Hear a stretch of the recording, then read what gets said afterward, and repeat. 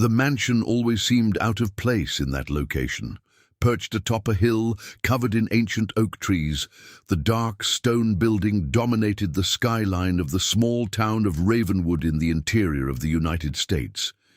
Its narrow towers, tall windows and sloping roof resembled old English castles, something completely out of place among the typical wooden houses of the region. Older residents said the mansion had been built in the late 1920s by an eccentric tycoon who wanted to recreate a piece of England on American soil. But that wasn't what made the place famous. What really fueled the whispers in the city was the fact that a princess had lived there, and he died there. For decades, her name was whispered among the residents, Princessa Eleanor Whitmore. Officially, Eleanor was not a princess in the traditional sense. She was born into a British aristocratic family connected to royalty, a distant descendant of an ancient noble branch. Still, newspapers of the time liked to call her a princess, and the title stuck. Eleanor arrived in the United States in 1954. Records stated that she had come to rest from public life. But those who studied her history knew there was something darker behind that sudden change. In England, rumours circulated in aristocratic salons. There was talk of a scandal. There was talk of betrayal. And a few mentioned something even worse. When Eleanor arrived at Ravenwood Manor, she was not accompanied by friends, relatives, or court, just 2 servants and a lawyer. In the early months, the city's residents still saw her occasionally. Sometimes, an elegant figure strolling through the mist-shrouded garden. Other times, her silhouette appearing from behind the heavy curtains of the second-story windows. She was always described in the same way: pale, silent, distant. Over time, sightings became increasingly rare. The princess began to live completely isolated. The number of letters sent to England decreased. The mansion's employees left one by one. And by the end of the 1950s, only one man remained working at the site: Thomas Hale. Thomas was a former soldier who had arrived in the city after the war. Tall, reserved, and always dressed in black, he was frequently seen entering and leaving the mansion with groceries and mail. When someone asked about the princess, her answer was always brief: she prefers privacy. Over time, the townspeople simply accepted that strange situation, until something started to change. Lights began appearing in the mansion at strange hours in the early morning. Some people swore they heard metallic noises coming from the property. Others claimed to have seen carriages or old cars arriving at the main gate late at night, but nobody ever confirmed anything. The mansion remained closed. The iron gates rarely opened, and Eleanor Whitmore disappeared completely from the public eye.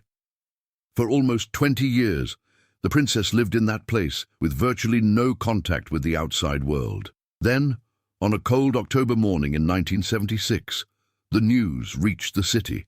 The princess was dead. Officially, the case was registered as heart failure. The doctor who signed the document stated that Eleanor had died during the night in her bedroom on the 2nd floor of the mansion. Nothing seemed out of the ordinary. No investigation was opened. No autopsy was requested. A few days later, a black car arrived at the property. A coffin was removed from the house. It was taken to a private cemetery in another state. It seemed to be the end of the story. But it wasn't. Because something strange happened right after the burial. Thomas Hale, the only man who remained by the princess's side for almost 2 decades, it disappeared. The police tried to find him. No record, no clues, no signal. He seemed to have evaporated. And that's when the rumors started. Workers hired to clean the mansion stated that some rooms were locked from the inside. Others said that certain areas of the house seemed to have been used recently, even after the princess's death. But the detail that disturbed everyone the most was found in the basement. A door, heavy, made of iron, locked with 3 locks, and without any record of it in the mansion's old blueprints. The lawyer in charge of the property ordered that no one touch it. The mansion was closed off. The gates remained locked. and the princess's story ended up becoming one of the strangest legends in the region. For decades, no one dared to investigate what really happened inside that house, until, many years later, a local historian decided to study the case.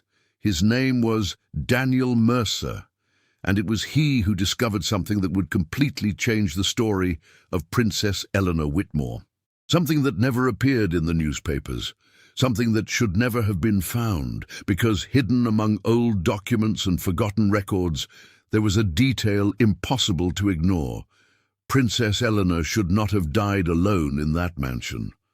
Daniel Mercer never intended to get involved in that story. He was a respected local historian in Ravenwood, known for dedicating his life to cataloguing old documents, forgotten photographs, and accounts from residents who preserved fragments of the town's history. His work was quiet, almost invisible, but extremely meticulous.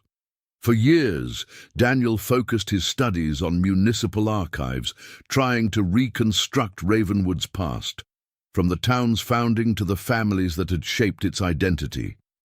It was in the midst of this seemingly ordinary work that the name Eleanor Whitmore, it reappeared before him again. It all started with a box forgotten in the storage room of the city's old registry office. The box was marked with only a date, 976. Inside were documents related to the princess's death, legal records, correspondence between lawyers, and a partial inventory of the assets found in the mansion after her passing.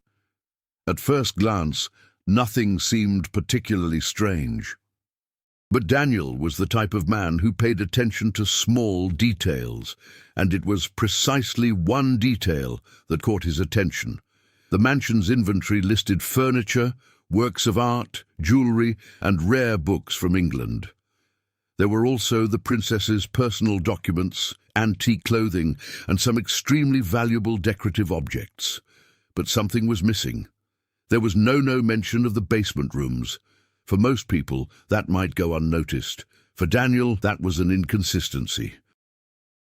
He spent weeks analyzing old blueprints of the mansion. Some were archived at the City Hall, others had been preserved by an old architectural firm in the region. And they all showed the same thing. The mansion only had a small storage basement. Nothing more. No underground corridor. No additional rooms. No iron door. But accounts from workers who cleaned the property after the princess's death mentioned something different.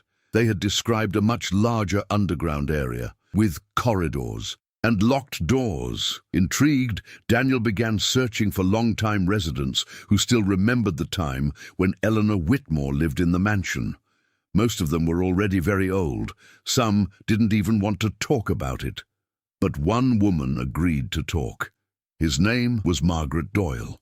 She was 87 years old and had worked as a seamstress in the city for most of her life. When Daniel mentioned the princess's name, Margaret remained silent for a few seconds before responding. "That woman," she said slowly, "she never belonged there." Margaret recounted that when Eleanor arrived in Ravenwood in 1954, the entire town was curious. It was unusual for a member of the European aristocracy to choose such a small and isolated place to live. During the first few months, Eleanor still maintained a certain social routine. She would occasionally appear in town to buy fabrics, books, or medicine, always polite, always silent. But there was something strange about his behavior. According to Margaret, the princess seemed to be constantly observing the people around, as if she were afraid of being recognized. "It was as if she were running away from someone," said the old seamstress. Daniel wrote down every detail. But the name that came up most often in the residents' accounts was always the same: Thomas Hale. Before working for the princess, Thomas had only been seen in town a few times. He arrived in Ravenwood shortly after Eleanor bought the mansion. And almost immediately, he started working for her. The residents always had difficulty understanding exactly what his role was on the property. Officially, he was just an employee, but many suspected that its function was far more complex. Thomas was the one who did all the shopping. He was the one who controlled access to the mansion. He was the one who answered any questions about the princess. And above all, he was the one who ensured that no one should get too close to the property. Margaret told Daniel that a group of teenagers once tried to trespass on the mansion grounds out of curiosity. Thomas appeared even before they reached the main door. He appeared out of nowhere, she said, as if he'd always been watching. The young people never returned. Over the years, Thomas came to be seen almost as an extension of the mansion itself. Always present, always vigilant. But the most disturbing detail emerged at the end of the conversation. Margaret revealed something she had never told anyone before. During the winter of 1963, she had been summoned to the mansion to alter an old dress belonging to the princess. It was the only time he had ever been inside that place, and something she saw that night never left her memory. As Margaret was being led by Thomas through a side corridor of the house, she heard a sound coming from under the floor. A metallic sound, how doors being closed. She asked Thomas what was in the basement of the mansion. He stopped immediately. He looked at her with a cold expression, and he replied with just one sentence: "Places that weren't made for visits." After that, he led her straight out of the house. Without allowing her to return inside the mansion, Margaret finished her story, staring intently at Daniel. "That house was hiding things," she said, "and the princess knew it." That night, Daniel returned home with the feeling that he had only scratched the surface of the story, because the more he researched, the more one question became impossible to ignore. Why would a woman with an aristocratic title choose to live for 20 years isolated in a distant mansion, keeping something hidden beneath the floor of her own house? Daniel Mercer's research has gone beyond mere historical curiosity. Now there was something bigger. Something is wrong. For weeks, he returned to the city archives, reviewing documents that had never been carefully examined. Many of them were covered in dust and forgotten in drawers that almost no one opened. That's how he found the first truly disturbing element. An old police record of 1961. The document reported the disappearance of a man named Arthur Bell. Arthur was a traveling salesman who journeyed between small towns in the countryside, selling tools and household goods. According to the report, he was last seen on the road leading directly to the hill where Whitmore Manor stood. At the time, the police treated the case as a common disappearance. No clues, no body, no suspects. But the detail that caught Daniel's attention was a small handwritten note in the corner of the report. Last possible stop, Whitmore Mansion. Intrigued, Daniel continued his research, and he found something even stranger. In 1964, another disappearance had been recorded. This time, a young woman named Clara Hastings, who worked at a boarding house in the neighboring town. She had left work after her night shift and never arrived home. Witnesses stated that she had accepted a ride from a man driving an old black car. When Daniel found the description of the vehicle in the police report, his heart raced. It was the same type of car frequently seen entering the mansion gates in the early hours of the morning. He continued searching. Another case. A farm worker named Miguel Ortega disappeared after accepting a temporary job at the hillside property. The address listed on the hiring form was simple: Whitmore Estate. Daniel spent hours looking at those documents scattered across the table. 3 disappearances, 3 people with no connection to each other, 3 paths that ended in the same direction. The mansion. But what bothered him most was the silence that surrounded it all. None of the cases had been thoroughly investigated. None of them caused a scandal. No newspaper at the time made any connection between the disappearances and the princess. It was as if everyone had simply ignored the coincidences, or they have been prevented from investigating them. The following morning, Daniel decided to do something he had been avoiding since the beginning of his research. He went up the hill. The road leading to the mansion was almost unrecognizable. The old asphalt had been swallowed by cracks, and vegetation had taken over the sides of the road. The place looked like it had been abandoned for decades. When he finally reached the top of the hill, Daniel stopped the car. The iron gates were still there, enormous, rusty, and completely closed. Behind them, the mansion remained silent. Even in broad daylight, there was something unsettling about that place.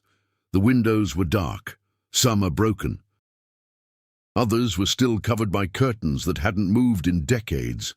Daniel got out of the car and slowly approached the gate. He knew the property was technically abandoned. The lawyer responsible for the inheritance had died years before, and the mansion had never been resold. Still, something inside him told him he shouldn't be there.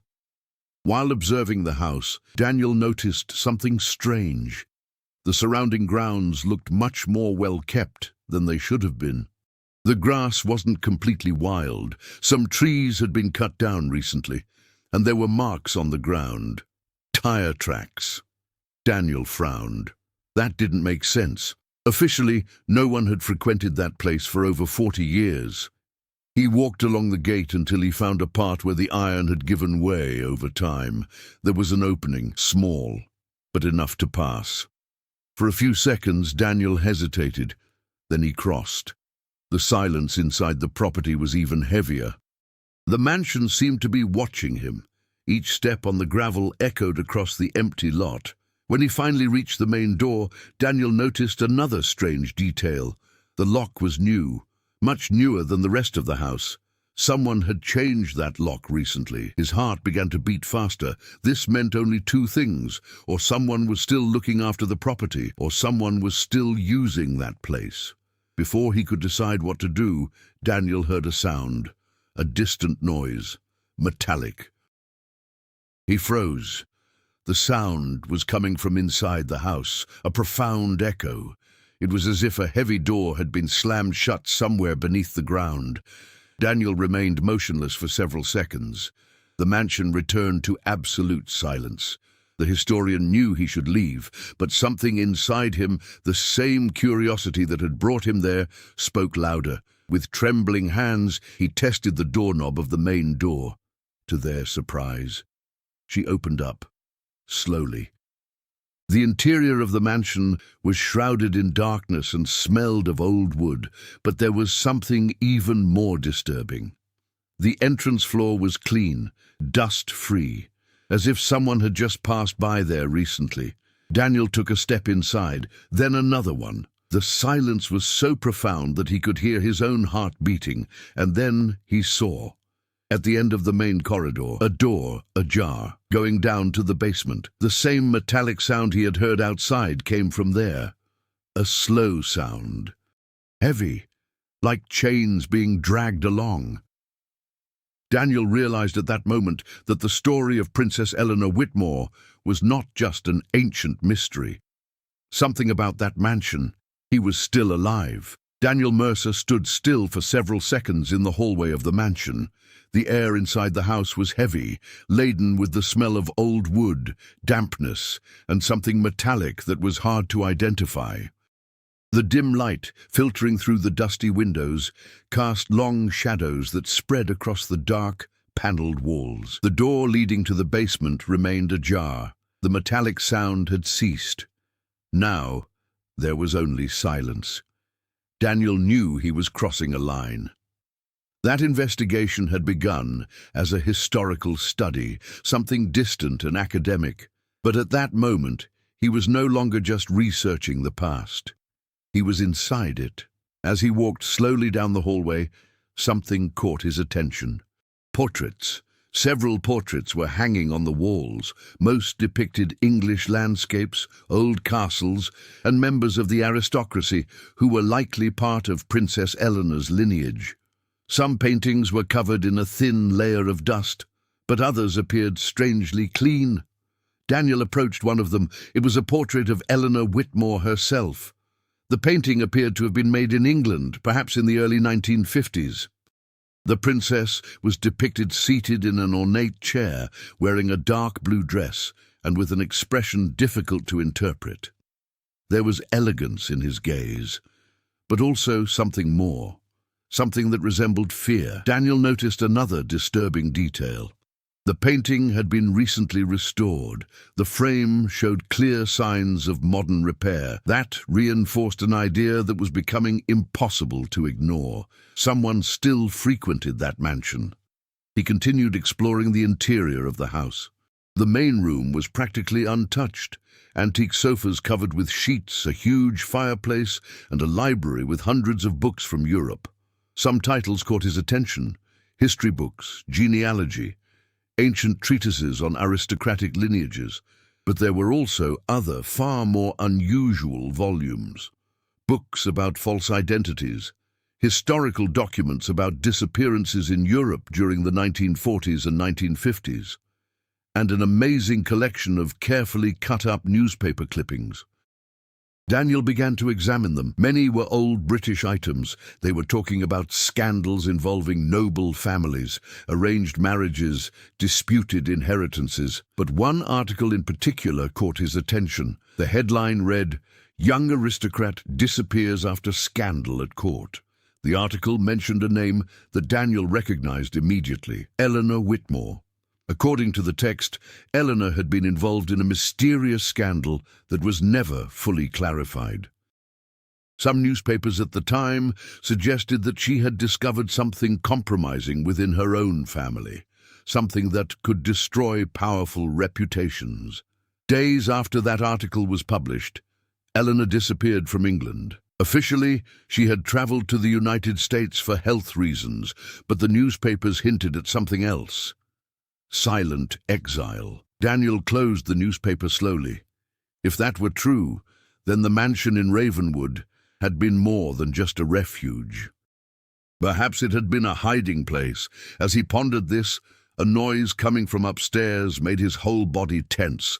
Steps, boards, heavy. Daniel looked up towards the main staircase. The sound stopped. Silence returned. The historian held his breath. The house seemed to react to his presence. For a moment, he considered leaving immediately.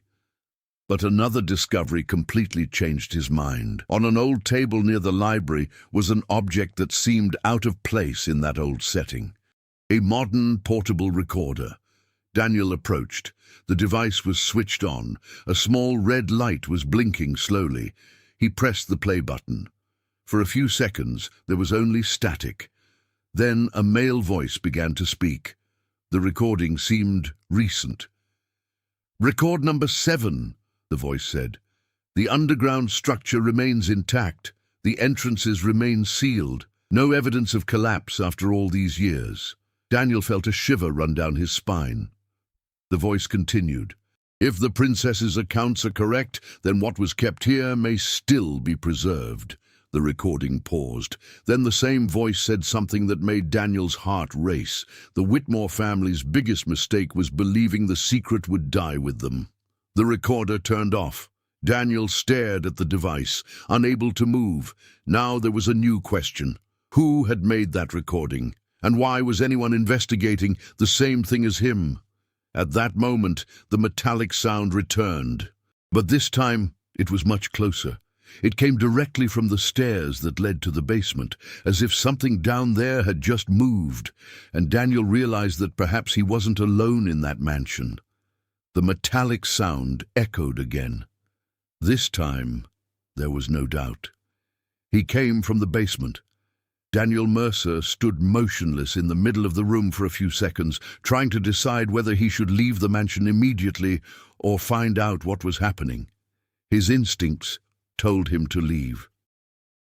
But his historian's mind screamed louder. That house held answers that no one had found for decades, and now someone, or something, was moving exactly where all the mysteries pointed. Daniel picked up the recorder that was on the table. If someone had been investigating that place before him, perhaps that device could have revealed something important later. Then, with slow and careful steps, he walked to the door that led to the basement. The staircase was narrow and made of ancient stone. The darkness down there was almost total. Daniel took his cell phone out of his pocket and turned on the flashlight. The light revealed aged concrete walls and rusty handrails. He started to go down. Each step produced a small echo. When he reached the bottom of the stairs, he noticed something that made him stop immediately. The basement was not small. Actually, it was huge, much larger than any floor plan of the mansion had shown. A long corridor stretched before him, illuminated only by the dim light coming from the stairs. The walls were made of rough stone, much older than the rest of the house. It was as if that underground section had been built decades before the mansion itself. Daniel walked slowly. Along the corridor, there were several heavy metal doors. Some were open, others remained locked. He pointed the flashlight into one of the open rooms. The interior resembled some kind of old archive.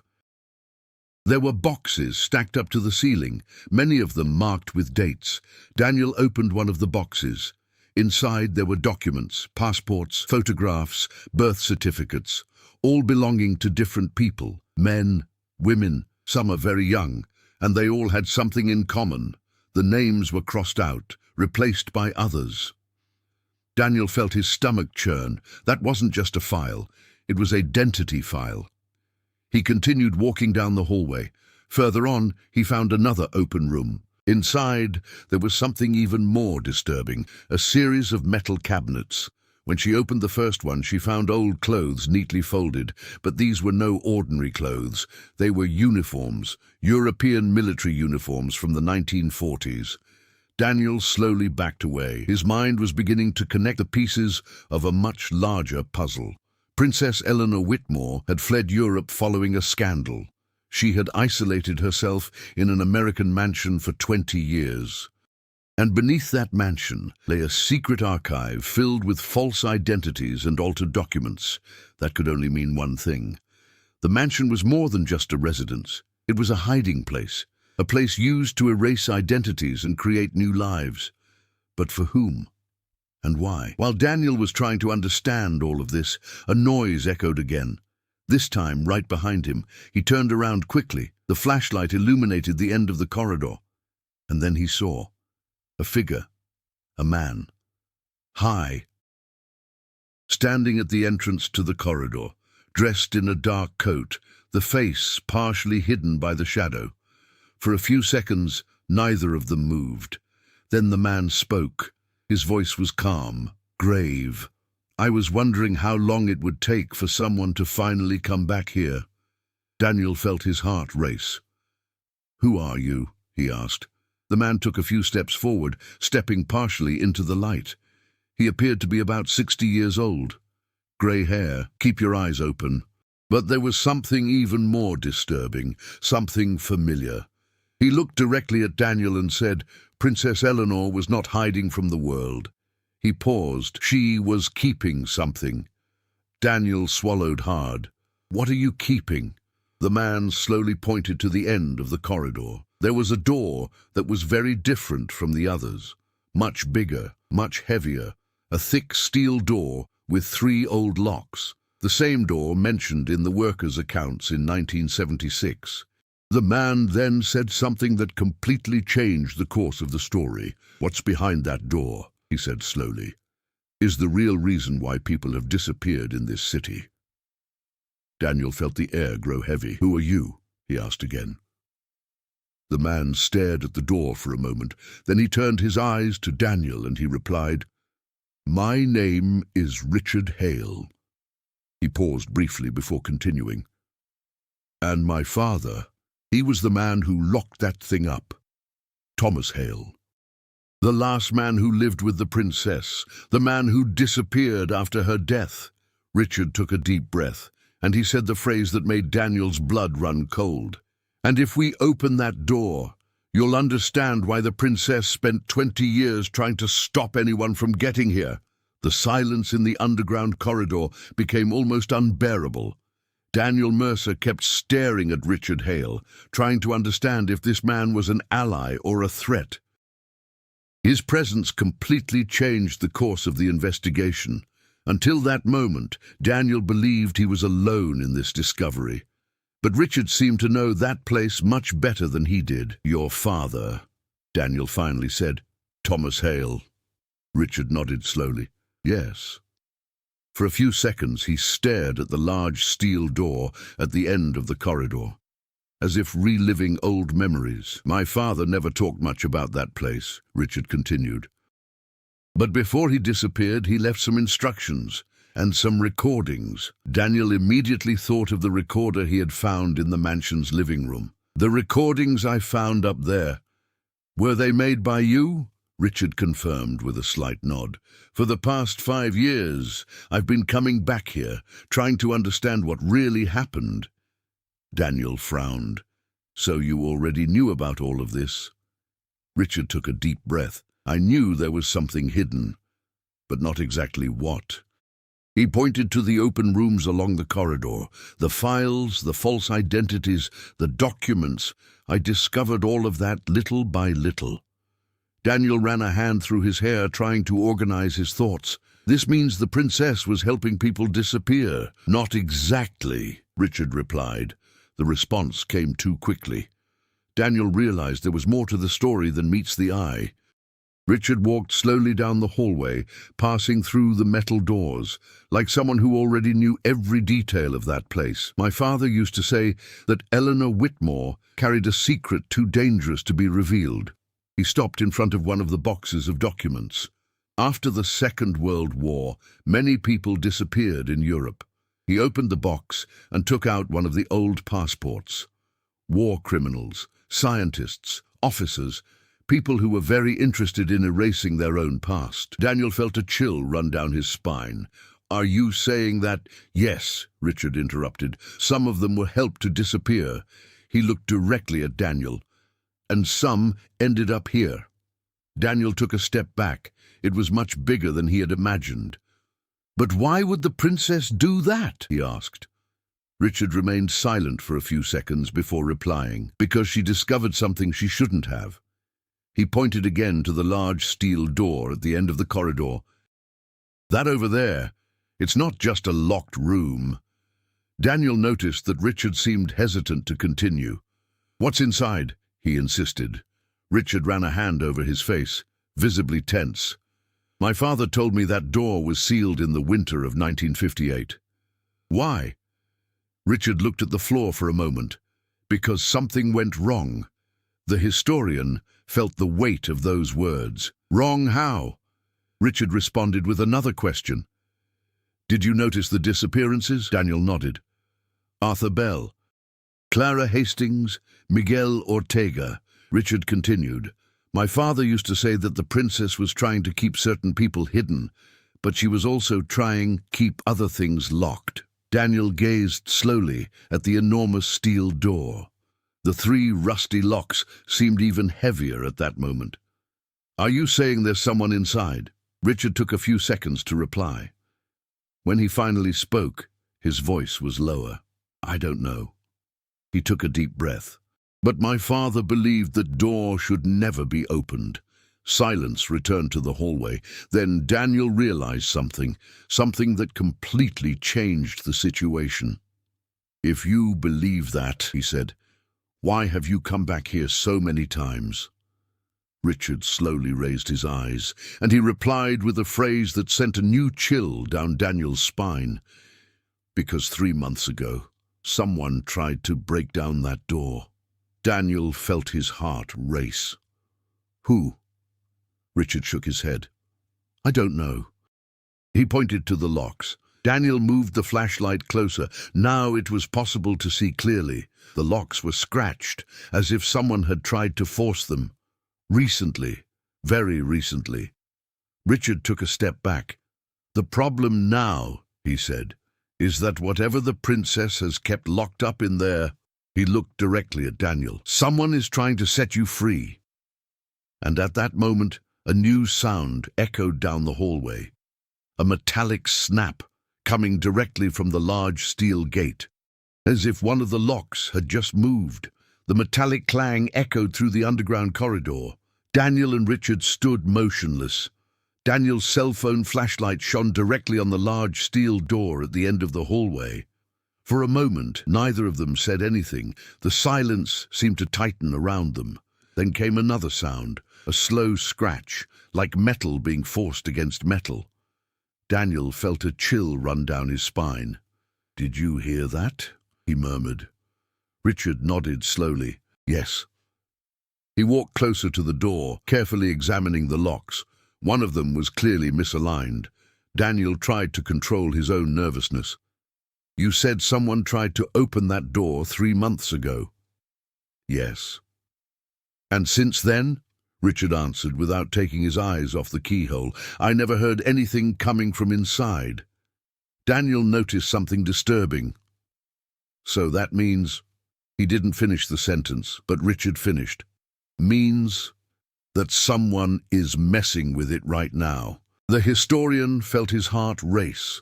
For the first time since he began that investigation, Daniel realized that he wasn't just studying an ancient mystery.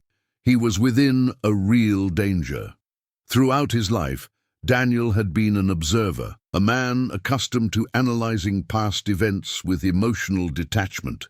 But now there was no distance. He needed to act.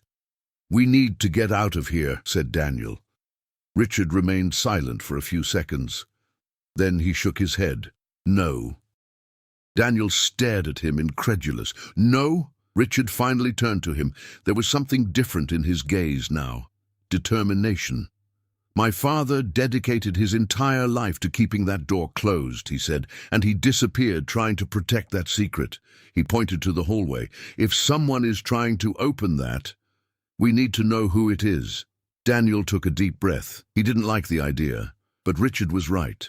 If another person was involved in that story, things could get even more dangerous. "Okay," he said finally, "so what do we do?" Richard walked to one of the side rooms and opened an old metal cabinet. He took out a small, rusty box from inside it. Daniel watched curiously. When Richard opened the box, he revealed something unexpected.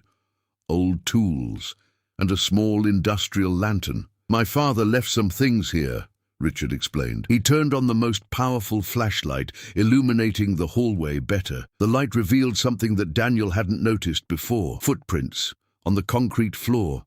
Boot brands, some old ones, but others are much more recent. Richard crouched down to examine them. "2 people," he said. "He is sure." Richard pointed to the marks. 2 different sizes. Daniel felt his stomach clench. "So we're not dealing with just one intruder."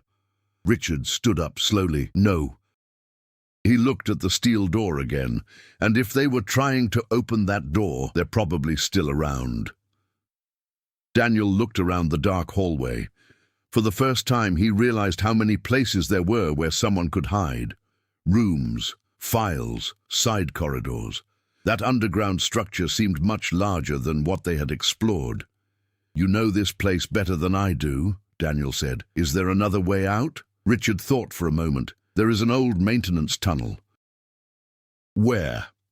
Richard pointed to the end of the corridor, behind the steel door. "It was built around the time the mansion was founded. My father mentioned it once." Daniel frowned. "Behind the door?" "Yes." That made the situation even more worrying. If someone was trying to open that door, perhaps they were trying to reach that very tunnel, or something hidden behind it. Daniel took a deep breath. Something had changed inside him at that moment. He was no longer just a curious historian. Now he was part of history. What if that secret really was linked to disappearances and false identities? Then someone finally needed to uncover the truth. "Okay," said Daniel.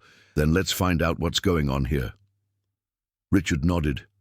But before they could take any step toward the steel door, a new sound echoed down the hallway, this time much higher, a dry crack, and then a deep creak.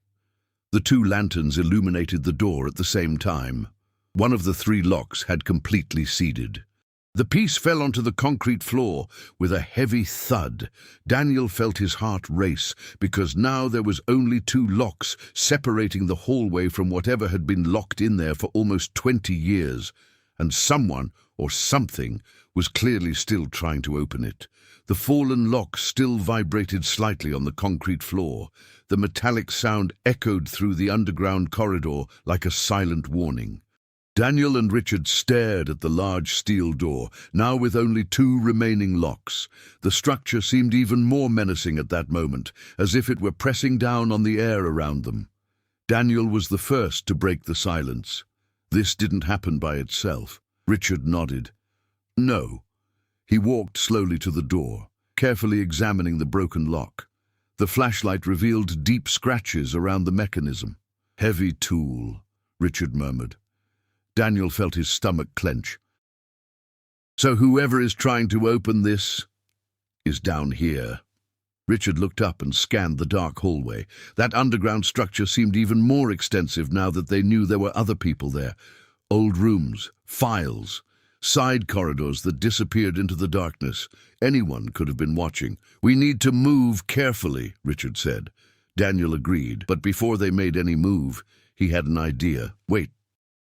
He went back to the room where he had found the forged documents and began to quickly examine some of the boxes. His mind was racing. "What are you looking for?" Richard asked. "Evidence." Daniel pulled out a thick folder marked with the year, 58. It was exactly the year Richard had said the door was sealed. He opened the file. Inside, there were letters, reports, and something even more revealing. Photographs. Daniel picked one of them and shone his flashlight on it. The image showed 3 men in front of the mansion, probably taken in the 1950s. 2 of them were wearing elegant suits. The third one was wearing a European military uniform. But the most disturbing detail was written on the back of the photograph. Transfer completed. Subject remains in confinement. Daniel felt his heart race. "Richard, you need to see this." Richard approached and examined the photo. His face tensed. "My father mentioned something about a prisoner." Daniel raised his eyes. "Prisoner?" Richard took a deep breath. He said that the princess wasn't protecting people. She was protecting the world from someone. Silence returned to the hallway. Daniel looked at the steel door again. Now everything seemed to make more sense. The fake documents, the disappearances. The door has been locked for decades. But there was still something that didn't fit. If there was a prisoner, Daniel said, why would anyone try to free him now? Richard didn't have time to reply. Because at that exact moment, a noise echoed again through the underground. Steps coming from a side corridor. Daniel and Richard immediately turned off their flashlights. The hallway plunged into darkness. The footsteps were slowly drawing closer, heavy, cautious. Someone was walking towards the steel door. Daniel could hear faint voices. 2 people. One of them spoke in a nervous tone. "The first 2 locks are almost loose already." The other replied, "Then hurry up." The buyer won't wait forever. Daniel felt a shock run through his body. Buyer, that meant only one thing. Someone knew exactly what was behind that door, and he was willing to sell it. Richard leaned close to Daniel's ear and whispered, "Black market." "Than," Richard answered almost without a voice. "Secrets." The footsteps stopped near the door. Daniel could hear the sound of tools being positioned on the last lock. The metal began to creak again. "Just a few more minutes," said one of the men. Daniel realized they only had 2 options, to escape or to prevent that door from being opened. He looked at Richard. Richard looked back at him. Without saying a word, they both understood the same thing. If that door were opened, the secret that Eleanor Whitmore had protected for 20 years would finally come out. And perhaps it was too late to stop it. The sound of the second lock began to give way. A loud crack echoed down the hallway. Now all that remained was just one. Daniel clenched his fists, because in the next few minutes that story, kept secret for decades, would finally reach its most dangerous moment. The moment the door would be opened. The sound of the second lock being released echoed down the hallway like a gunshot. The piece of metal fell to the ground with a heavy impact. Now all that remained was a final lock. Daniel and Richard remained hidden in the darkness of the side corridor, observing the two silhouettes before the steel door. The invaders' flashlights illuminated the ancient mechanism as they worked with heavy tools. One of the men seemed impatient. "Hurry up," he murmured. "This place gives me the creeps." The other replied, focused on the lock. "Relax. After this, we're never coming back here again." The metal creaked under the pressure of the tool. Richard leaned close to Daniel. "If they open that door, it's over." Daniel knew he was right. For decades, that door remained closed, protecting something or someone. But now everything was about to change. Daniel took a deep breath, trying to control his fear. He was not a man of confrontation. He was a historian, accustomed to studying past events, not confronting them. But at that moment, he realized something important. If Eleanor Whitmore had dedicated 20 years of her life to keeping that secret protected, then there must be a very serious reason. And perhaps that reason was about to slip away. Daniel looked at Richard. "We need to stop them." Richard nodded. Without making a sound, the two began to slowly move forward down the dark corridor. The intruders were so focused on the lock that they didn't notice the approach. The first man finally shouted softly, "I achieved." A loud crack echoed. The last lock gave way. For a second, the entire hallway fell silent. The enormous steel door was now unlocked. One of the men held the heavy doorknob. Let's see what the princess was hiding. It was at that moment that Daniel and Richard acted. "Stop!" Richard shouted. The two intruders turned around immediately, surprised. One of them raised the flashlight, illuminating the faces of Daniel and Richard. "Who the hell are you?" Richard answered without hesitation. "You don't know what you're about to do." The man laughed. "We know exactly." He knocked on the steel door. "There are people paying a lot of money for this." Daniel stepped forward. "You have no idea what's inside." The second man, who was more nervous, replied, "It doesn't matter. Our job is to open."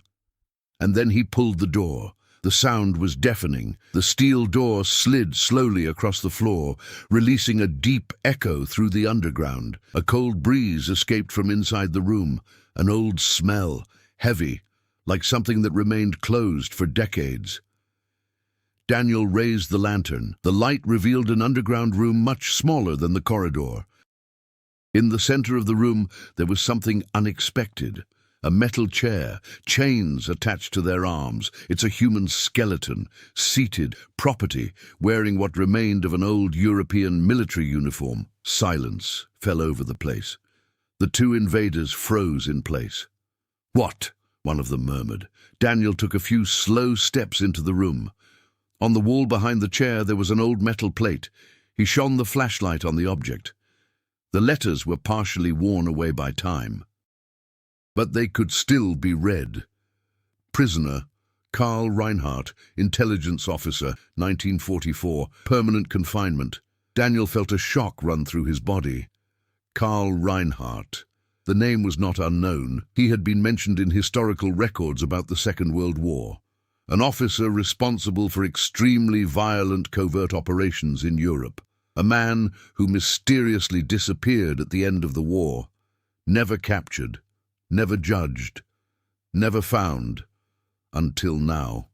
Richard spoke in a low voice, almost in disbelief. The princess wasn't hiding a secret. He looked at the skeleton. She was keeping a war criminal in prison. Daniel then realized the truth. Eleanor Whitmore had discovered that man in Europe after the war. Perhaps he was responsible for capturing it. But instead of handing it over to the authorities, who might have been compromised or unable to act, she decided to hide it and keep him locked up forever, for 20 years.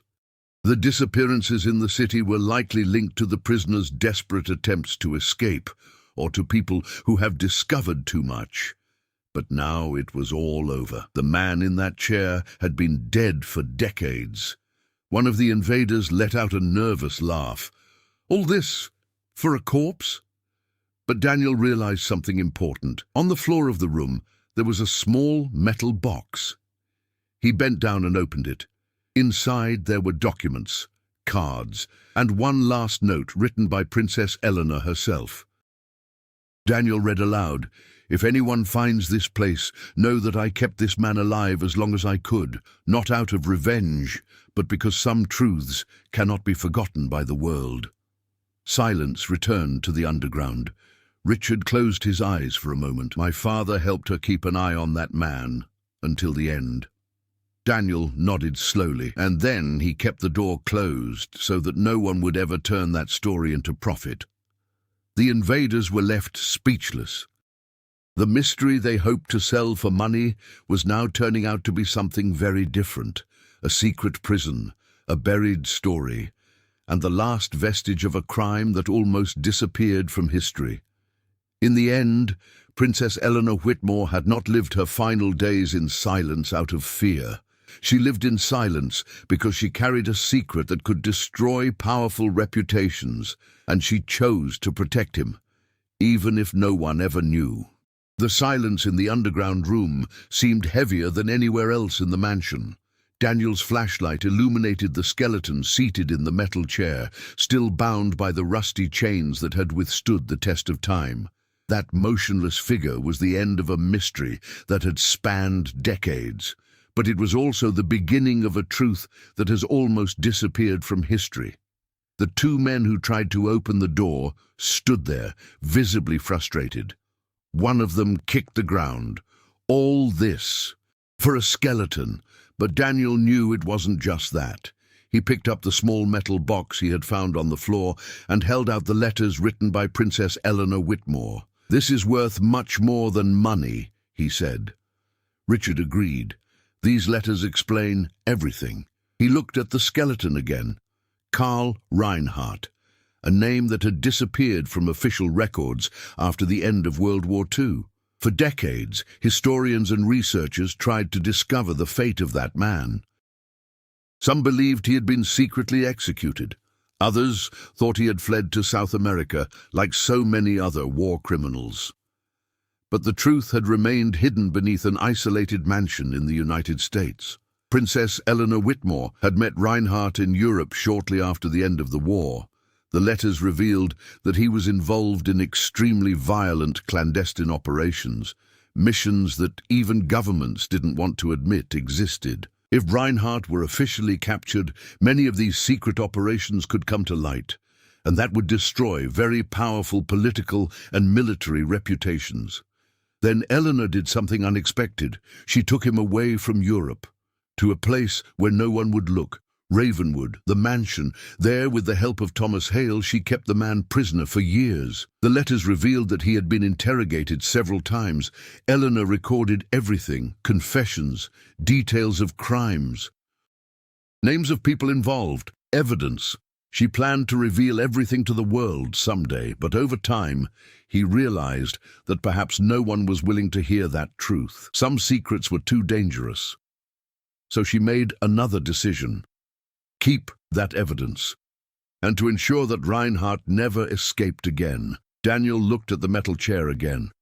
According to the letters, the prisoner died in the winter of 1958. Illness, exhaustion, and perhaps something more. After that, Eleanor decided to seal the room forever. Thomas Hale remained in the mansion for years, ensuring that no one discovered the secret. When the princess died in 1976, he disappeared, probably taking some of the most dangerous evidence with him. Richard watched everything in silence. His father's story finally made sense. "He never abandoned that mission," Richard said. Daniel nodded. He protected the secret until the end. The two men who had tried to break down the door no longer seemed interested in staying. The mystery they had hoped to sell had now turned into something far more complicated. "We don't want any trouble," one of them said.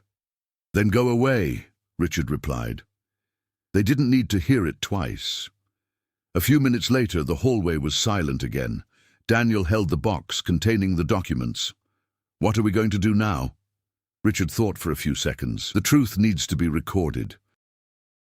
He looked at the skeleton, not to create a scandal, but so that this story doesn't disappear again. Daniel agreed. For decades, Princess Eleanor Whitmore was remembered as an eccentric woman who lived in seclusion in a strange mansion. But now the truth was finally clear. She wasn't hiding from the world. She was protecting the world from a dark part of its own history. A few days later, authorities were discreetly notified. Historians, researchers, and experts analyzed the documents found in the basement. The case never made international headlines. Many details remained confidential, but in the historical records a new chapter has been added. Karl Reinhardt did not disappear after the war. He was captured, and he was kept prisoner by a woman who decided to carry a burden that few would have the courage to bear.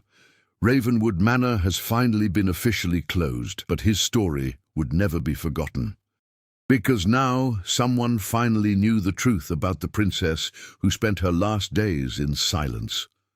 Months later, the Ravenwood mansion remained empty, the iron gates remained closed, and the hill returned to the same silence it had maintained for decades. Few people in the city knew what had actually been found beneath that house. Daniel Mercer finished recording the entire story in the region's historical archives. Princess Eleanor's documents were preserved in a historical vault, away from public scrutiny. Richard Hale visited the hill only one last time. He stood for a few minutes gazing at the silent mansion, imagining his father walking those corridors for so many years, guarding a secret too heavy to be told. Before leaving, Richard said in a low voice, "She succeeded." And for the first time in decades, the princess's story finally rested in peace. Stories like this remind us that some of the world's greatest mysteries aren't in distant legends, but hidden in seemingly silent places. Ravenwood Manor seemed like just another abandoned house until the truth buried beneath its corridors finally came to light. Now I want to know your opinion. If you discovered a secret like that, would you have the courage to reveal it to the world, or would you do as Princess Eleanor did and keep it all to yourself? Leave your thoughts in the comments and share this story with someone who enjoys true mysteries, because sometimes, behind forgotten doors, there are stories that the world almost never gets to know.